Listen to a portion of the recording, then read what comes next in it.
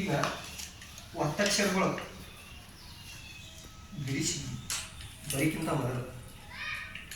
ಮೊದಲ ಸ್ವರಗಳ ಮತ್ತು ವ್ಯಂಜನಗಳು ಅಂದ್ರೆ ಈಗ ಕ ಬರೀತೀವಿ ಕ ಅದು ಕ ಹೆಂಗೆ ತಯಾರಾಯ್ತು ಅನ್ನೋದು ನಾವು ತಿಳ್ಕೊಂಡು ಕದಾಗ ಏನೇನು ಮತ್ತು ಸ್ವರಗಳು ಯಾರು ಇರ್ತಾವ ಕಾದಾಗ ಅಥವಾ ಖದಾಗ ಗದಾಗ ಯಾವುದೋ ಒಂದು ಅಕ್ಷರದಾಗ ಸ್ವರಗಳು ಕೂಡಿ ಯಾವ ರೀತಿ ತಯಾರಾಯ್ತು ಅಂತ ಕಲ್ಕೊಂಡು ಈ ಉದಾಹರಣೆ ನೋಡಿ. ಈಗ ಆ್ಯಕ್ಚುಲಿ ಕ ಹಿಂಗೈತಿದೆ ಮೂಲ ರೂಪ ಇದು ವ್ಯಂಜನದ ಮೂಲ ರೂಪ ಕ. ಇದ್ರಾಗ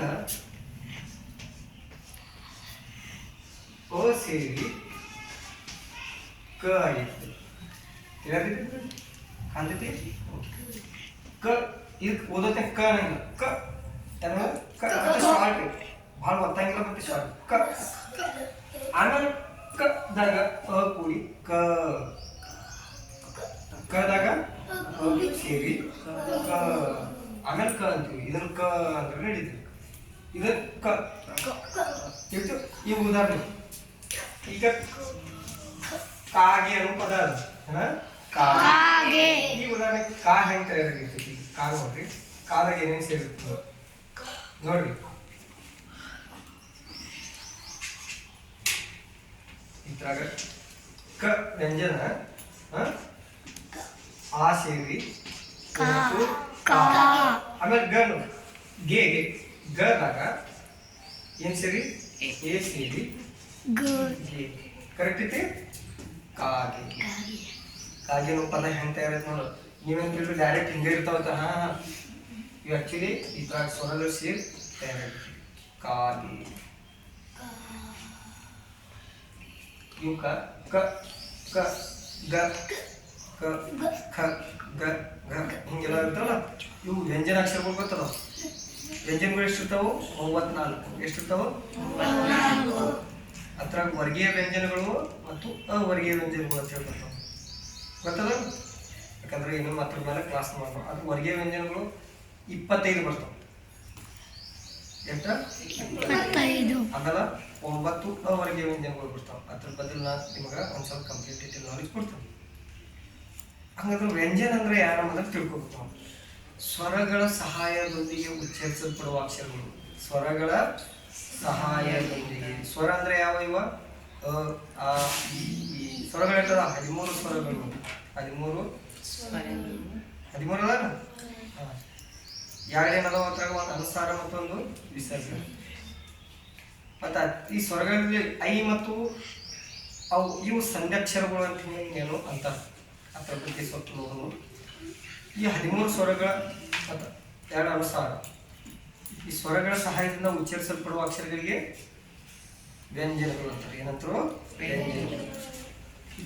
ಪ್ರತಿ ಪದ ಅನ್ನೋದ ವ್ಯಂಜನ ಮತ್ತು ಸ್ವರದ ಕೂಡಿಕೆಯಿಂದ ತಯಾರಾಗಿರುತ್ತೆ. ಈ ಉದಾಹರಣೆಗೆ ಒಂದು ಶಬ್ದ ಇದೆ ಅದರ ಹೆಸರು. ಈಗ ಮಲ್ಹಾರ್ ಏನ ಮಲ್ಹಾರ್ ವಿದ್ಯಾರ್ಥಿ ಮಲ್ಹಾರ್ ಮಲ್ಹಾರ ಮ ಲಾ ಕೆಳಗೆ ಹಾಡ್ಲಂತ ಮಲ್ಲಾರ ಪದ ಬಿಡಿಸ್ಬಿಟ್ಟು ನೋಡ್ರಿ. ಮದಾಗ ಏನು ಸೇರಿದೆ ಅಂದ್ರೆ ಮ ವ್ಯಂಜನ ಮತ್ತು ಅ ಸೇರಿ ಮ ಆಯ್ತು. ಇನ್ನು ಲಾ ಲಾ ಇಲ್ಲಿ ನೋಡ್ರಿ ಮೊದಲ ಲಾ ಮ್ಯಾಲ ಏನೈತಿ ಲಾ ಆಮೇಲೆ ಹರಿ ಲಾದಾಗ ಏನು ಸೇರಿಸಿ ಲ ಮತ್ತು ಆ ಲ ಮತ್ತು ಲ ವ್ಯಂಜನ ಮತ್ತು ಆ ಲಾ ಆಯ್ತು. ಆಮೇಲೆ ಪ್ಲಸ್ ಹ ಒತ್ತಕ್ಷರ ಐತಿ ಅಂತ ಬರೀ ಸರಿ ಹಂಗೆ ಬರೀ ಇಲ್ಲಿ ನೋಡಿ ಲಾದಾಗ ಏನೈತಿ ಲ ಮತ್ತು ಆ ಐತಿ. ಲ ಮತ್ತು ಆ ಸೇರಿ ಏನಾಗಿರ್ತೈತಿ ಬಟ್ ಇಲ್ಲಿ ಒತ್ತಕ್ಷರ ಇರೋದ್ರಿಂದ ಮೊದಲು ಏನು ಮಾಡೋದು ಲ ಬರೀ ಆಮೇಲೆ ಒತ್ತಕ್ಷರ ಯಾವ ಥರದ ಐತಿ ಹ ಏನೈತಿ ಆ ಥರ ಹದ ವ್ಯಂಜನ ಬರೀ. ಆಮೇಲೆ ಲಾ ಆ ಲಾ ಅಂದ್ರೆ ಆ ಸ್ವರ ಸೇರಿತಿ. ಯಾವ ಸ್ವರ ಸೇರಿತಿ?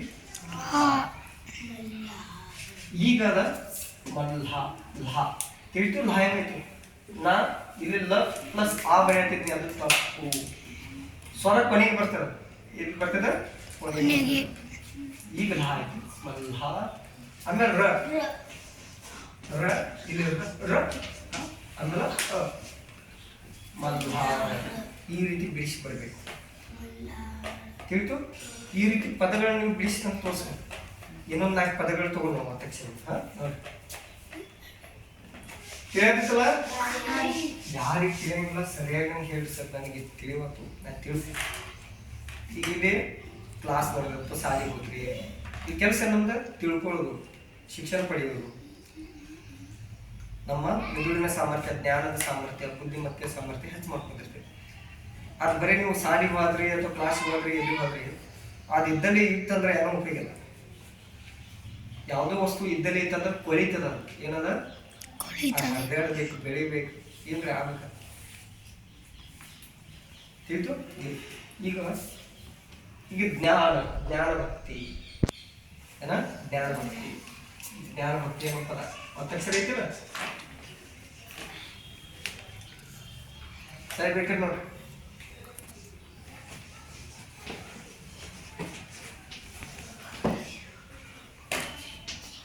ಜ್ಞಾನ ಭಕ್ತಿ ಪದ ತಗೊಂಡು ಇದ್ರಾಗ ಏನಿರ್ತೈತಿ?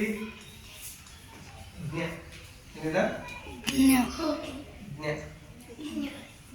ಹಿಂಗೆ ಇರ್ತಿತ್ತು. ಹಾಂ ಆ್ಯಕ್ಚುಲಿ ಜ್ಞ ಹಿಂಗೆ ಬರ್ತೀವಿ ನಾವು, ಕಾಕಿತ್ತು ಜ್ಞ ಬರ್ತೀವಿ. ಜ್ಞ ಇದ್ರಾಗ ನಾವು ಒಂದು ರೀತಿ ಹಿಂಗೆ ಹೇಳ್ಬೋದು, ಜ್ಞ ಪ್ಲಸ್ ಜ್ಞ ಹಿಂಗೆ ಬಿಡಿಸ್ಬೇರೆ ಅಂದ್ರೆ ಕೆಲವೊಂದು ಹಿಂಗೆ ಬಡಿಬೋದು. ಬಟ್ ನನ್ನ ತಾರೀಕಿಗೆ ತಕ್ಕಂತೆ ಜ ಕೆಳಗೆ ಯಾವ ಥರ ಒತ್ತಕ್ಷರ ಐತಿ? ಈ ಥರ ಏನೇ ಇದು ಸಂಸ್ಕೃತ ಭಾಷೆಯ ಪದ. ಇದು ನಾ ಬಿಡಿಸಿ ಬಂತು ತಪ್ಪು. ಮೊದಲಿಗೆ ಏನು ಮಾಡಬೇಕು? ಈಗ ಜ್ಞ ಬರೀ ಇದನ್ನು ಬಿಡಿಸೋದ್ನಾಗ ಇಲ್ಲಿ ಜ, ಆಮೇಲೆ ಯದ ವ್ಯಂಜನ, ಆಮೇಲೆ ಆಮೇಲೆ ಜ್ಞ ಅಂತಾರೆ, ಆಮೇಲೆ ಇದು ತಪ್ಪು. ಆಕ್ಚುಲಿ ಇದು ಒತ್ತಕ್ಷರನ. ಕ್ಷ ಮತ್ತು ಜ್ಞ ಇವು ಸಂಸ್ಕೃತ ಭಾಷೆ ಪದಗಳು, ಕನ್ನಡದ ಅಲ್ಲ. ಯಾವ ಭಾಷೆ ಪದಗಳು? ಸಂಸ್ಕೃತ ಭಾಷೆಯ ಪದಗಳು. ನೀವು ಸರಿ ಹಂಗ್ರಿ, ಸಂಸ್ಕೃತ ಒತ್ತಕ್ಷರದಿಂದ ಆರಂಭವಾಗುವ ಪ್ರತಿಯೊಂದು ಪದ ಅದು ಸಂಸ್ಕೃತ ಭಾಷೆಯ ಪದ. ಈಗ ನನ್ನ ಹೆಸರು ಪ್ರಮೋದ್ ಐತಿ. ಏನೈತಿ? ಪ್ರಮೋದ್. ಈ ಶಬ್ದ ಸಂಸ್ಕೃತ ಭಾಷೆ. ಯಾಕಂದ್ರೆ ಒತ್ತಕ್ಷರದಿಂದ ಪ್ರಾರಂಭ ಆಗೈತಿಲ್ಲ. ಪ್ರಸನ್ನ, ಕ್ರೌರ್ಯ ಇವರು ಸಂಸ್ಕೃತ ಭಾಷೆಯ ಪದಗಳು. ಯಾಕಂದ್ರೆ ಒತ್ತಕ್ಷರದಿಂದ ಆರಂಭವಾಗುವ ಪದ. ಅನಾರ ನಮ್ಮ ಕನ್ನಡದಲ್ಲಿ 49 ಅಕ್ಷರದಾಗ ಕ್ಷ ಮತ್ತು ಜ್ಞ ತೆಗೆದುಬಿಟ್ಟ. ಅದ ಈಗ ನಿಮ್ಗೆ ಯಾರು ಹಿಂಗೆ ಸ್ವರಗಳು, ವ್ಯಂಜನಗಳು ಈ ಥರ ಜ್ಞಾನ ಕೊಡೋದ್ನಾಗ ಕ್ಷ ಮತ್ತು ಜ್ಞ ಹಿಡಿಯಂಗಿಲ್ಲ. ಬಿಕಾಸ್ ಆಫ್ ಅವು ಸಂಸ್ಕೃತ ಭಾಷೆಯ ಪದಗಳು, ಅವು ಕನ್ನಡದಾಗ ಹಿಡಿದಿಲ್ಲ. ನಮ್ಮ ಕನ್ನಡದ ಪಂಡಿತರು ಅವೆರಡು ಅಕ್ಷರಗಳನ್ನು ಬಿಟ್ಟಿರ್ತಾರೆ. ಬಟ್ ಅದನ್ನು ಬಳಕೆ ಮಾಡ್ತೀವಿ ನಾವು. ಇದು ಜ್ಞಾಪಕ ಜ ಪ್ಲಸ್ ಜ್ಞ ಕೊಡಿ ಅಂದ್ರೆ ಇವೆರಡು ವ್ಯಂಜನ ಕೊಡಿ ಸಿಗ್ತದೆ ಜ್ಞಾನ. ಇಲ್ಲಿ ಜ್ಞಾನಿ ಬೆರೀತಿ ಅಂದ್ರೆ ಆ ಏನು ಮಾಡಬೇಕು?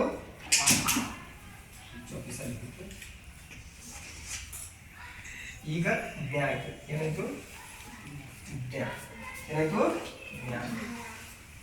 ಸ್ವಲ್ಪ ಈಗ ಸರಿಯಾಗಿ ಬರ್ತದೆ. ಜ್ಞಾನ ಭಕ್ತಿ ಬೆಳಗಿತ್ತು ನಮ್ಗೆ ನೋಡಿ. ಜ ಪ್ಲಸ್ ಪ್ಲಸ್ ಆ ಜ್ಞ ಆಯಿತು. ನ ನೋಡಿ, ನ ಹೆಂಗೆ ಬೇಕು? ನ ವ್ಯಂಜನ, ಆಮೇಲೆ ತಿಳಿಯಾದೈತಿ. ಬಿಡಿಸಿ ಹೆಂಗೆ ಬರೀತಿಲ್ಲ? ತಿಳಿಯಾದಿತ್ತಿಲ್ಲ? ತಿಳಿಯಾದಿತ್ತು ಸೀರಿಯಸ್ ಆಗಿ ತಿಳಿಯಾದಿತ್ತಿಲ್ಲ? ಓಕೆ. ಇದ್ರಾಗ ಮಗನಾಗಿರೋ ಅಥವಾ ನಿಮ್ದ ಒಂದು ಲೋಕದಾಗ ಮಗನಾಗಿರೋ ನನಗೆ ಗೊತ್ತಿಲ್ಲ. ಬಟ್ ನಿಮ್ಮ ಕಾನ್ಸಂಟ್ರೇಷನ್ ಹಿಡಿದಿಟ್ಕೊಳ್ಳೋದು ನನ್ನ ಜವಾಬ್ದಾರಿ. ಅದಕ್ಕೆ ನಾನು ಪದೇ ಕೇಳೋ ತಿಳಿಯಾತಿತ್ತಿಲ್ಲ ಅಂತ ಲಕ್ಷ್ಯ ಐತಿಲ್ಲ. ಯಾಕಂದ್ರೆ ಕೆಲವರು ಪುಣ್ಯಾತ್ಮ ನಿದ್ದಿಗೆ ಜಾರ್ಬೋದು, ಕೆಲವರು ಸ್ವರ್ಗ ಲೋಕಿಗೆ ಜಾರ್ಬೋದು, ಏನೋ ಯಾವುದೋ ಕನಿಷ್ಠ ಲೋಕಿಗೆ ಜಾರ್ಬೋದು. ಹಾಗೆ ನೀವು ಜಾರಬಾರ್ದಂಗೆ ನಾನು ನಿಮ್ಗೆ ಹಿಡಿದಿಟ್ಕೊಬೇಕಾಗಿತ್ತು. ಲಕ್ಷ್ಯ ಇಲ್ರಿ, ಯಾಕಂದ್ರೆ ಇದು ನಿಮಗಾಗಿ ಹೇಳುವಂಥ ಪಾಠ. ನೋಡಿ, ಜ್ಞಾನ ಭಕ್ತಿ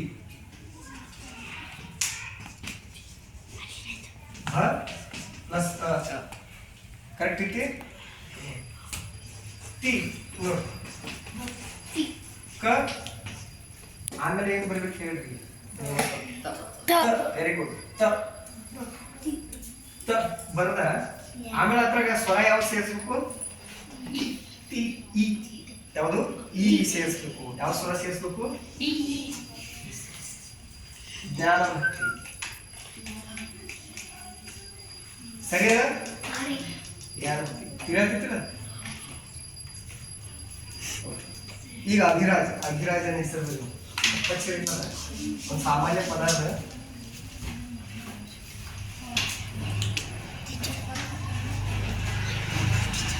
ಅಧಿರಾಜ್, ಅಧಿರಾಜ, ಅಧಿರಾಜ. ಕೆಲವರು ಅಧಿರಾಜ್ ಜ ವ್ಯಂಜನ ಮಾಡಿರ್ತಾರೆ. ಅವಾಗ ಬರೆಯೋತಂಗ ವ್ಯಂಜನಾಗೆ ಬರೀಬೇಕು ಆಕ್ಚುಲಿ. ಹಂಗೆ ನೋಡ್ರಿ, ಈಗ ನಾವು ಅಭಿರಾಜ ಇದನ್ನ ಪದವನ್ನ ಬಿಡಿಸ್ತೀವಿ. ಈಗ ಅಂತೂ ಸ್ವರ ಐತಿ, ಏನು ಪ್ರಾಬ್ಲಮ್ ಇಲ್ಲ, ಮಾತಾಡ್ಬೇಕು. ಈಗ ಭೀ ನೋಡಿ, ಭ ಪ್ಲಸ್ ಇ. ಒಂದ್ ವೇಳೆ ಇಲ್ಲಿ ದೀರ್ಘ ಇತ್ತಪ್ಪ, ಅವಾಗ ದೊಡ್ಡ ಇ ಬರ್ತದ. ರ, ರ ಏನ್ ಹೇಳ್ರಿ? ರ ಆ ಪ್ಲಸ್ ಏನ್ ಬರ್ಬೇಕು? ಆ ರ. ಜ ಪ್ಲಸ್ ಅಧಿರಾಜ್. ತಿಳಿಯತ್ತೆ? ಸಾಹೇಬ್ರ ಈಗ ಕೂತ್ಕೊಂಡ್ರು ಕೆಲವರು LKG UKG 7ನೇ 8ನೇ ಬಂದ್ರು ಯಾನೂ ಬರಂಗಿಲ್ಲ. ಅಂದ್ರೆ ಇದ್ರ ಕಾರಣ ಅವರೇ ಇರ್ತಾರೆ. ಯಾಕಂದ್ರೆ ಅವರ ಜ್ಞಾನೇಂದ್ರಿಯಗಳು ಕಣ್ಣು, ಕಿವಿ, ಮೂಗು, ನಾಲಿಗೆ, ಚರ್ಮ. ಅದ್ರಾಗ ಹೊರಗೆ ಕೋಣೆಯಾಗ ಅಥವಾ ಪಾಠ ಅಭ್ಯಾಸ ಮಾಡೋದ್ನಾಗ ಕಣ್ಲೆ ಸರಿಯಾಗಿ ನೋಡ್ಬೇಕು, ಬಾಯಿಗೆ ಅದು ಹೇಳ್ಬೇಕು. ಯಾಕಂದ್ರೆ ನನಗಾಗಿ ಐತದ ಅಕ್ಷರ ಜ್ಞಾನ. ಕಿವಿಲಿ ಕೇಳ್ಕೋಬೇಕು, ಬಾಯಿಲಿ ಹೇಳ್ಬೇಕು, ಕಣ್ಲೆ ನೋಡ್ಬೇಕು, ಕೈಲಿ ಬರಿಬೇಕು. ನನ್ನ ಕೈ ಅವ, ನನ್ನ ಪೆನ್ ಪಟ್ಟರು, ನಾನು ಜನ ಬರೆಯೋಕ್ಕಿಲ್ಲ. ಈ ಮನೋಭಾವ ಬರ್ಬೇಕು. ಅವ್ರು ಹೇಳತ್ತಾರು, ನಾ ಸುಮ್ ಕೇಳೋನು, ಸುಮ್ ಕಾಟಾಚಾರ ಬರೀನು. ಹಿಂಗಂದ್ರೆ ಶಿಕ್ಷಣ ಆಗಲ್ಲ. ಹಿಂಗಂದ್ರೆ ಶಿಕ್ಷಣ ಶಿಕ್ಷಣ ಪಡೆದ ನಂತರ ಶಿಕ್ಷಣದಾಗ ಏನಿರ್ಬೇಕಂದ್ರೆ ದೇಶಭಕ್ತಿ ಇರ್ಬೇಕು. ಯಾರಿರ್ಬೇಕು? ಈಗ ಎಷ್ಟೋ ಮಂದಿ ದೊಡ್ಡ ದೊಡ್ಡ ಅಧಿಕಾರಿ, IAS ಅಧಿಕಾರಿ ಇರ್ತಾರೋ, ಪೊಲೀಸರಾಗಿ ಇರ್ತಾರೋ, ಡಾಕ್ಟರ್ಗಳಾಗಿರ್ತಾರೆ ಎಲ್ಲ. ಬಟ್ ಅವ್ರಿಗೆ ದೇಶ ಪ್ರೇಮ ಇರಂಗಿಲ್ಲ. ಏನಿರಂಗಿಲ್ಲ? ದೇಶ ಪ್ರೇಮ ಇರಂಗಿಲ್ಲ, ಕರ್ಣೆ ಇರಂಗಿಲ್ಲ. ಈಗ ಯಾರು ರಸ್ತೆ ಬದಿ ಯಾರು ಒಂದು ಉಪವಾಸ ನೆಳತ ಸಾಯತ್ತಾರಂದ್ರೆ ಒಂದು ವಿಡಿಯೋ ಮಾಡ್ಕೊತಾರೋ, ಅವ್ನು ಏನು ಹೆಲ್ಪ್ ಮಾಡಿ.